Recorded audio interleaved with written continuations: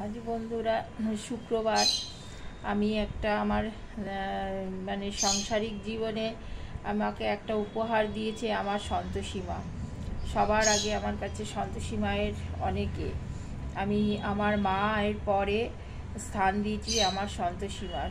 কিন্তু আমার সন্তোষী মা আমায় স্বপ্ন দেখিয়ে এসেছেন। আমি দক্ষিণেশ্বরে স্নান করতে গিয়ে ওখানে আমার শাশুড়ি আর আমার ছোট ননদ ওখানে গিয়ে আমরা বসেছিলাম, বিশ্রাম নিচ্ছিলাম। তখন এসে আমায় এক বুড়ির বেশে ভীষণ, তা সেই দৃশ্য তোমাদের দেখাতে পারবো না। উনি আমার এসে আমাকে সিঁদুর পরিয়ে দিয়ে আমাকে ওই দক্ষিণেশ্বরের মায়ের ছবি আনবো কোথায়, উনি তখন আমাকে বলল যে স্বপ্ন দিয়ে অনেক বড় গল্পটা হয়ে যায়, তার জন্য আমি তোমাদের অতটা বড় বলতে পারবো না।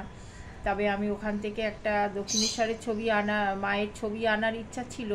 তবে ওই বুড়িমা আমাকে এক মানে করে, মানে অদ্ভুত টাইপের দেখতে, পুরো পাকা চুল, একদম বিশাল বড়, মানে ছোটোখাটোর মধ্যে ওনার মধ্যে যে কিছু আছে আমি তো তখন বুঝতাম না। তখন আমার বয়স তখন 15 থেকে 16 হবে, কি 17-18 এরকম একটা হবে।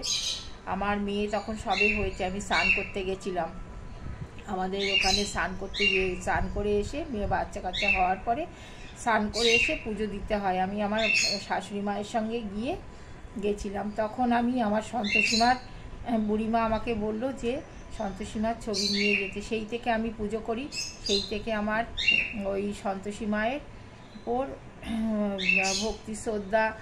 আমি ও সন্তোষী মায়ের সম্বন্ধে কিছুই জানতাম না, কিন্তু আমাকে উনি ওই হাত ধরে চলার পথ, বিয়ের পর থেকে আমায় হাত ধরে চলার পথ আমার সন্তোষী মা আমাকে শিখিয়েছেন।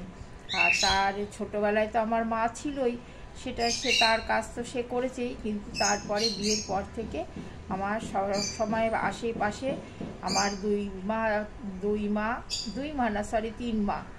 আমার মা, আমার জন্মদাতা মা, আমার শাশুড়ি মা আর সন্তোষী মা, এই নিয়ে আমার পথ চলা। আমি তোমাদের আবার পরে কিছুদিন পরে আমার কিছু জিনিস শেয়ার করব। তবে তোমাদের কেমন লাগলো লাইক কমেন্ট করে জানিও। বাই বন্ধুরা।